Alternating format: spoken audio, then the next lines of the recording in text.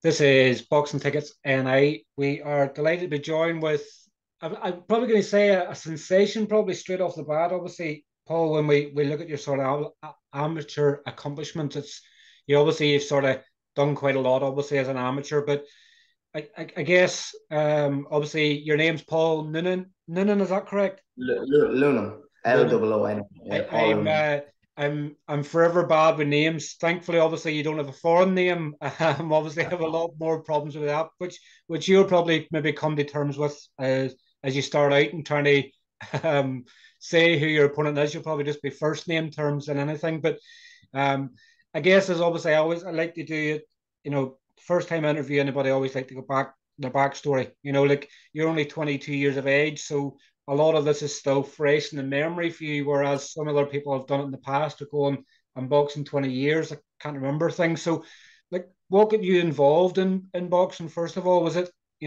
something that was in the family? What got you involved in boxing?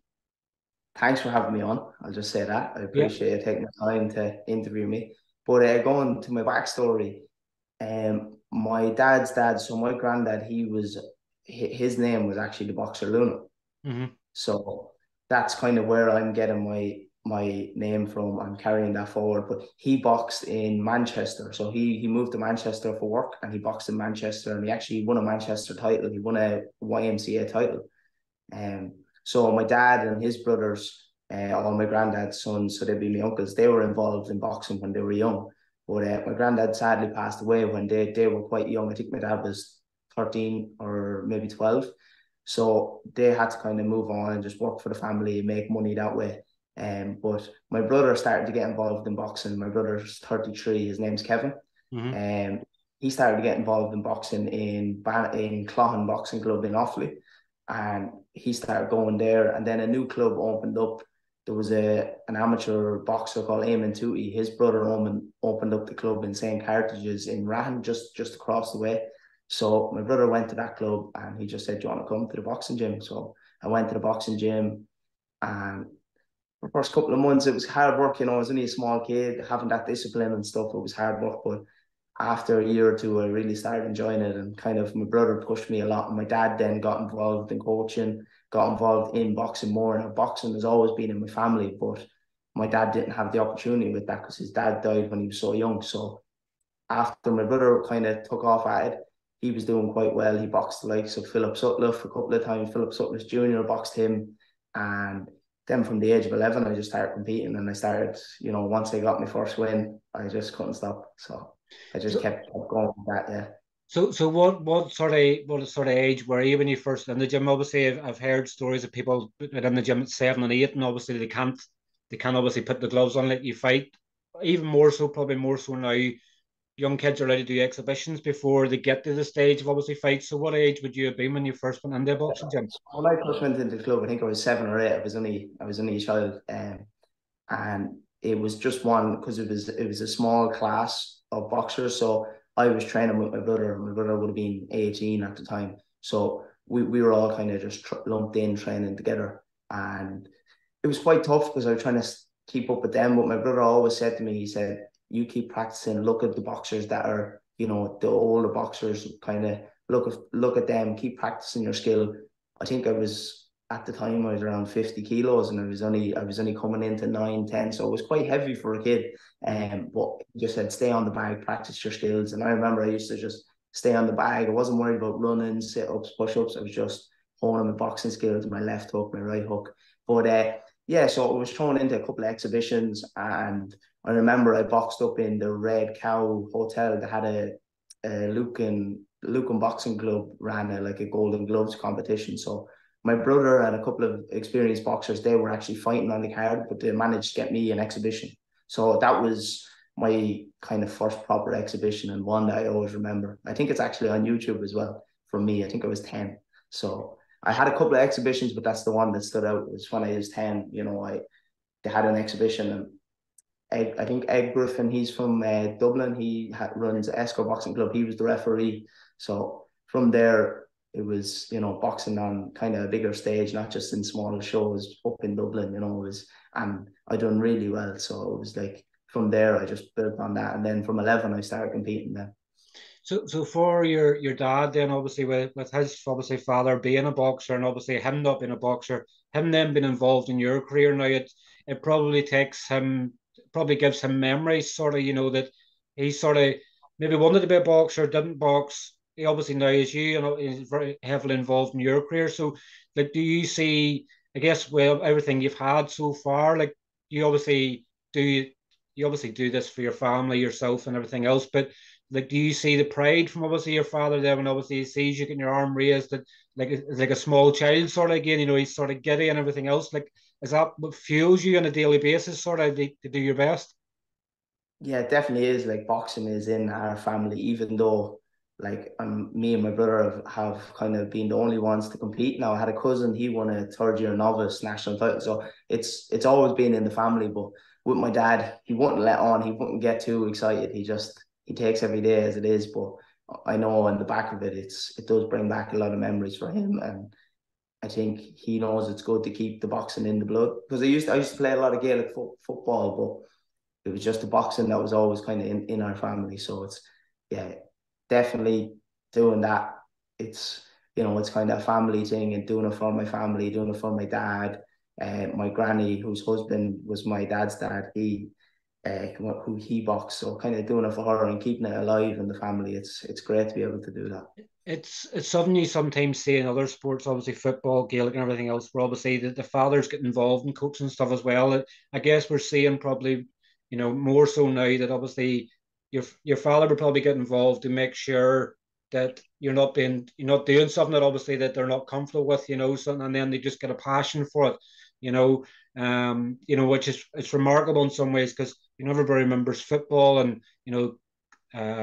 mothers and fathers standing on the touchline, sort of giving off the referee. For Yeah, your dad, he's sort of probably realizing the boxing, I can't really give off the referee as such. So maybe throw the all obscenity, obviously, at them when something goes wrong in a way.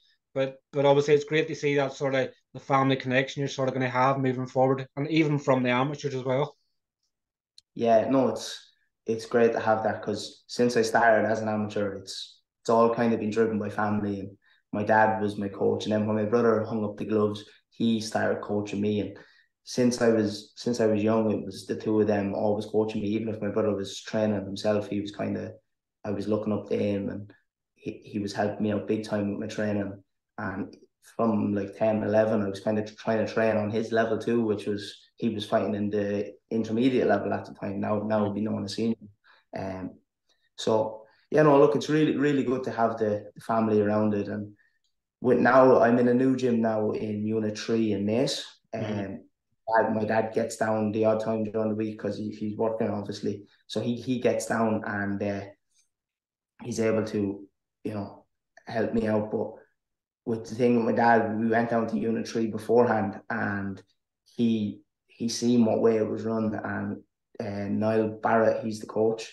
Mm. He It was like I was kind of walking into my second family, and my dad just knew straight away. He said, "Paul, you're going to fit in here." He said, "I have full trust in Niall and the gym in you," and it was great to kind of because it's hard, like if you're starting with your family. Like my dad never boxed as a pro or anything, so it was good to be able to you know let him just yes go let him send me to Niall and just kind of have the full trust in Niall that he's doing the right thing with me, because sometimes it's hard when you start with family.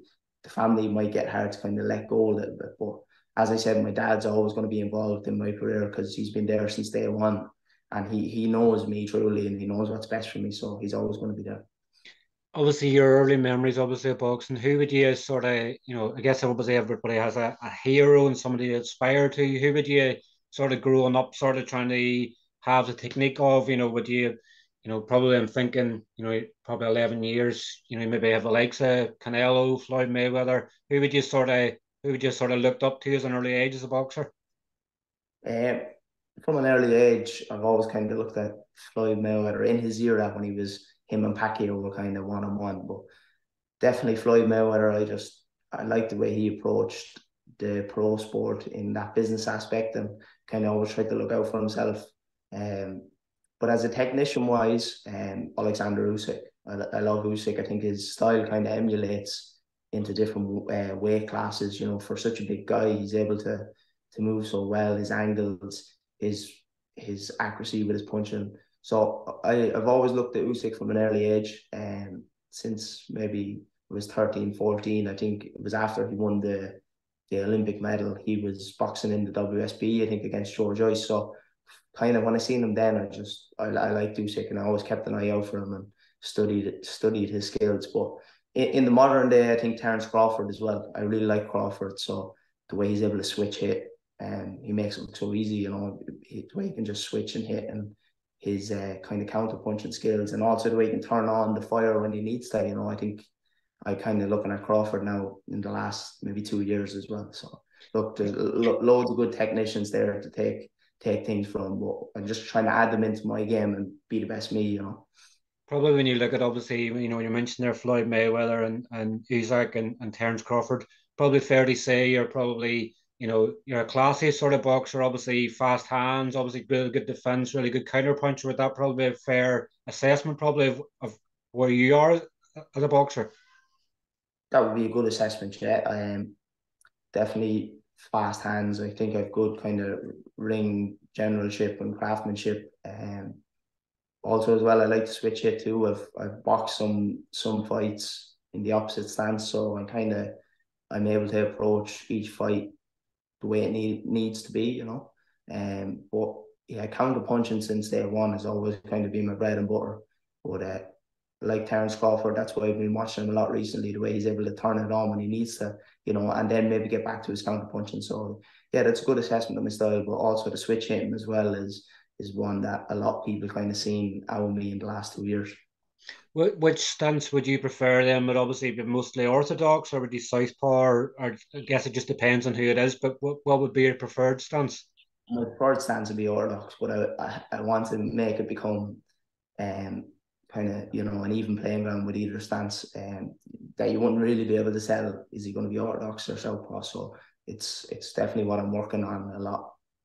It seems to be that obviously I guess the normal concept sort of people where they think if someone's a southpaw boxer, they're a lot harder to hit. It's obviously it's the backhand, obviously it's disguised and everything else, but it doesn't matter, I guess, in either stance nowadays. You perfect it so much, you're going to put the fear in the opponent another way. And if you're a classic counter puncher like a Terence Crawford, you'll make any opponent look easy. Yeah, well, yeah, definitely with the southpaw, it's a little bit harder to get hit when you're in that southpaw stance. Like I boxed in the Irish semi final, the under two Irish semi final against a good boxer from Enniskillen, and the first round was I won the first round, but it was too close for our liking. So my dad just said switch to southpaw and just box the rest of the fight southpaw. So I switched to southpaw, and just from the get go it started working. So you know, being able to have that in my pocket, it is quite hand. It's really good, but trying to make it become an even playing field with the two stances, that's what I'm working on now. And I believe, obviously, as an amateur, you've had around about 150 fights. I guess anything sort of when you've had so many, it's keeping up to date. It's keeping your card and everything else like that. Would it be around about 150 fights you've had? Yeah, definitely 150, maybe more. I boxed internationally for Ireland and also for the Leinster development squad. Since I think my first trip with the squad was when I was 13 on the Leinster development squad. So I've been fighting nationally and internationally kind of since 13. But yeah, I had to get a new national card boxing book. There, I think it was about a year and a half ago because of just all the fights were filling up on it. So I had to get a new one. Yeah. So it's good to be able to have that many fights and to learn so much. And I wasn't rushed. I wasn't pushed into any fights, but with all the competitions and the way I was going through them, the fights just added up. How you've experienced obviously defeat obviously as an amateur. Would you say you're a bad loser? Obviously, there's times I guess where fights are close where you lose a split decision and things like that, and obviously I won and it goes the opposite way. How have you dealt with defeat? Obviously, I guess you probably had defeat early on. Did it make you more hungry, or how have you been as you're a really bad loser, or do you just sort of take it as experience?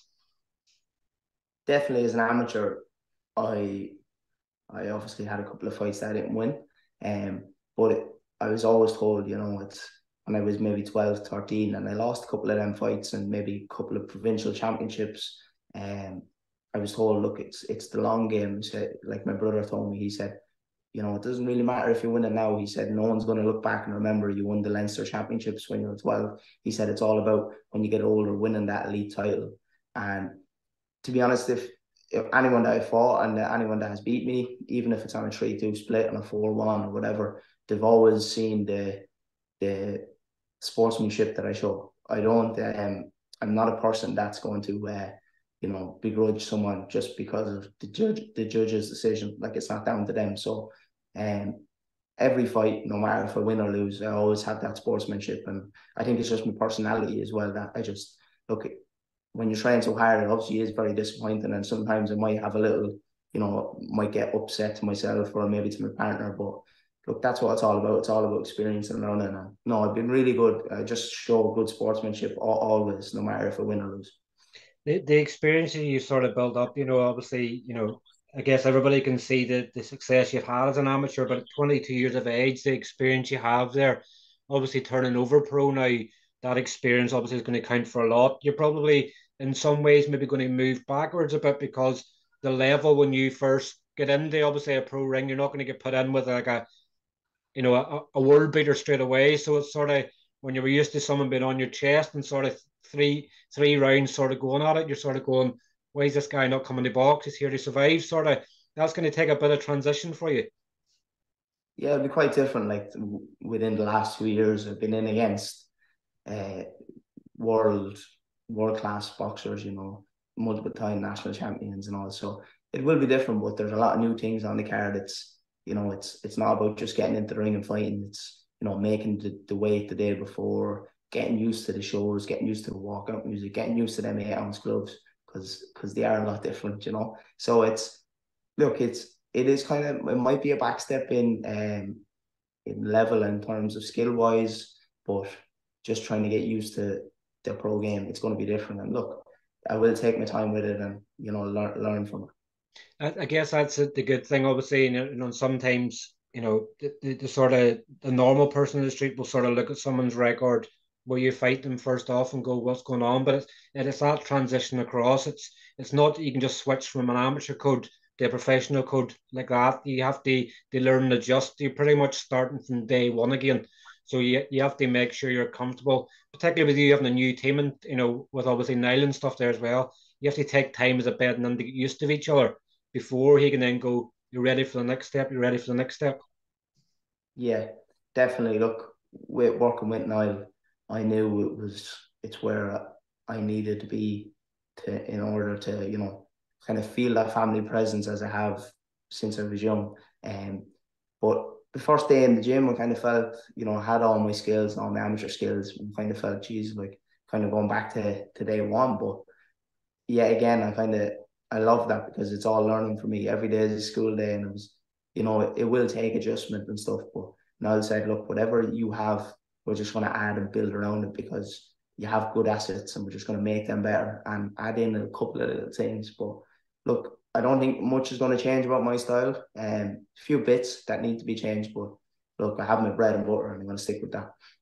What would you say, obviously, if you're looking back in your amateur career, what would you say would be your highlight, your best moment? Would it be obviously your elite title last year, but obviously medaling for Ireland? What would you say has been your best accomplishment as an amateur? I think the accomplishments you named out there are quite on par. And the elite title was something special. I've always looked at the elite championship since I was young when Joe War boxed Kennedy in the final. So that was probably the number one accomplishment. And yeah, I kind of look back at it like that. Yeah. And like looking obviously on box rec of what we can see obviously of your record, like you've obviously boxed people that's obviously turning pro now, obviously Callum Walsh, obviously way back in 2015, I think from memory, where obviously he's blasting, obviously I think he's now about of his 10th fight now in Madison Square Garden. He seems to have sort of found himself a really good obviously deal there, obviously with the UFC and Dana White and stuff involved, and obviously Tom Loeffler. Um, Obviously another pro it's just turning over is Brandon obviously McCarthy, obviously he's just announced that he's turning over as well. Like, do you look at obviously people you've boxed previously as an amateur, that obviously how they're transgressing across into the pro game, or do you sort of, I guess as time goes on, when you probably box Cal Walsh 2015, probably the size differences now compared to you. So, like, do you sort of keep a good interest in people you've boxed previously as how they're getting on? Yeah, definitely do. Like with Brandon McCarthy, I know Brandon well. We're good friends. We've boxed Brandon I think three times. Um, but yeah, no, I do see. I was speaking to Brandon there recently, and I was just asking him how he was getting on and stuff like that. But look, I wouldn't look at it in a competitive light. But as you said, I would look at it to see, Callum Woods is doing well. Um, Callum Woods beat me back in 2015, and that was my first national championships actually. So that was all experience for me. I think Callum won it out that year, but yeah, I definitely would look at some of the guys that I boxed to see how well they're doing. Like I boxed the likes of Dean Clancy, he's going to the Olympics. And so I would look at them and see, like, I've been in there with the best in the world. And, it's now it's my time to go and shine through this pro sport. And I guess, the question obviously in turning over, obviously at 22 years of age, obviously you probably still regard it as very young, sort of turning over, although a lot of people's turning over very young now. Was I guess you were probably still in the running, obviously, for the Olympics. I guess, obviously it wasn't looking like you were number one or number two sort of spot. Was it to do with the Olympics as to why you were turning over, or obviously was it just the fact that, the Olympics might not be there for 2028 and things like that, but you sort of look into the future? What obviously came to your decision to turn over now? Yeah, it was definitely, look, I am quite young still. I'm only 22.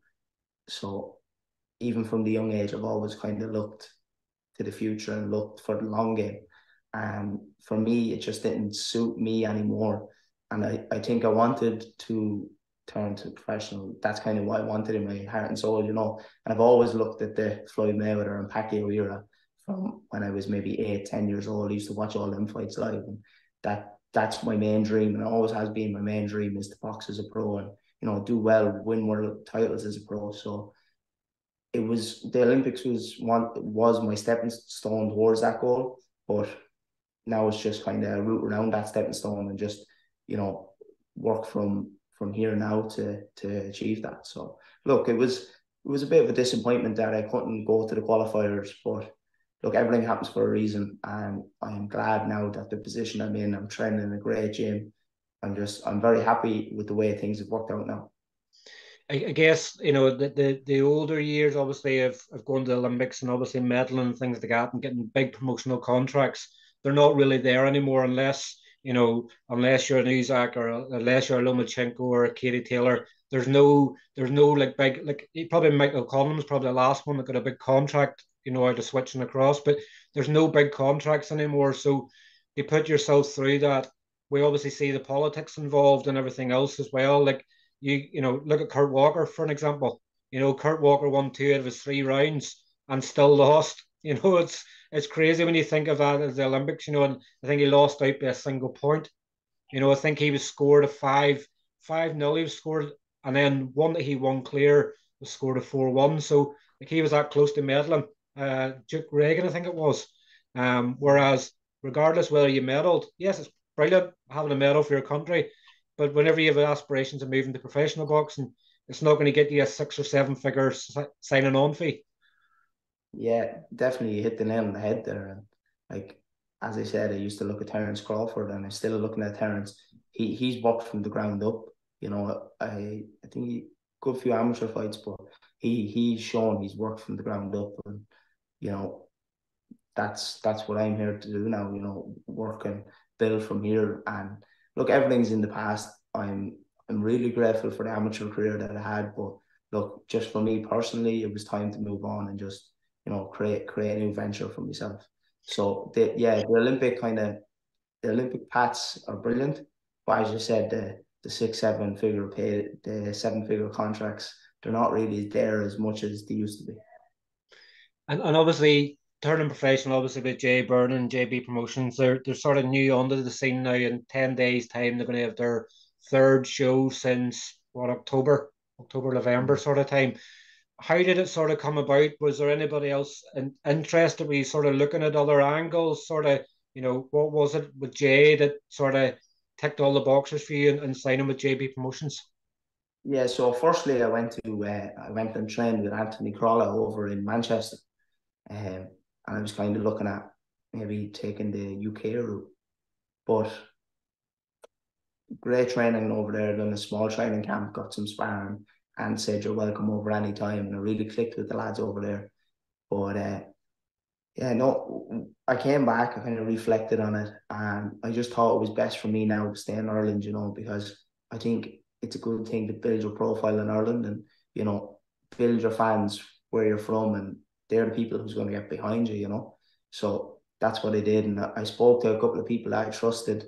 And I also started training with Niall. I'm in Unit 3 and we just clicked. So I knew that was the gym for me to be in. Like Unit 3 is only maybe 1 hour from where I live. So it suits me really well to go there. And but then yeah, I messaged Jay. I just said, Jay, look, I'd like to have a chat. And a couple of people that I know kind of said it to Jay, and Jay was interested in having a chat with me. So I said, look, let's meet for a coffee. So we met for a coffee and instantly kind of clicked with Jay. And the vision that he had for me and where he wanted to put me in 2 years time was exactly the way I wanted to go. And as I said before, he's a straight shooter. He tells you how it is, and like he has all the dates lined up for his shows. The roadmap is there for the boxing for you to fight on. So it was kind of a no-brainer. Boxing in Dublin, it's only an hour from where I live, and maybe potentially having a homecoming fight down in the area of Tullamore and Offaly as well. That was in the pipeline with Jay, and like he looked at potential opponents for title fights and stuff like that. And this was only sitting down having my first chat with him, but he kind of mapped the road out for me very well, and we're on the same kind of vision path for myself. So it's good to click like that. But I had a couple of chats with a couple of different promoters around and stuff, but Jay was just, I think, the one for me. And a lot of people that I trust kind of pointed me in that direction, and I seen why they pointed me there. I guess it's something you were used to is always amateur boxing. Everything was sort of laid out for you in certain degrees. That sort of everything was planned in advance. And whenever you see a promoter and they're putting 9 or 10 show dates out for the year, you know that obviously by signing with them that you're going to get fights. That's the problem. Sometimes people don't zoom out far enough and go, I'm signing with somebody, but how many fights am I going to get? Before you signed, here's the potential of the fights you can have, which is obviously a massive bonus for anybody turning over because you want to stay active. Yeah, definitely. Like when I signed, Jay said he'd have me in the show that's on next week. But just with trying to settle into the new gym, it's a new kind of lifestyle. I have to approach the sport and the business aspect. So I just said, Jay, look, I need a little bit more time just to kind of get used to everything, get used to my new coach, get used to my new training partners, my new gym, and also kind of get used to, you know, building my own profile and approaching it in a business aspect. So I just said, look, give me a couple of more weeks, and yeah, look, I think we're looking to have me on the May 10th card in the National Stadium. So, but look, it's really good. Jay has pinpointed dates for me throughout the year that if I want to fight on, I can fight on. So it's good to have that roadmap, and it's brilliant that Jay is putting on so many shows. And I guess obviously the thing you have coming up obviously very shortly, you're going to be a father very, very soon as well. Yeah. So I guess you have to get the fatherhood out of the way first before you can think about being a professional boxer. Yeah, well, look, the fatherhood is always going to stick now when the baby comes. But yeah, no, look, it's kind of something new in my personal life, and also changing over as a pro or turning pro.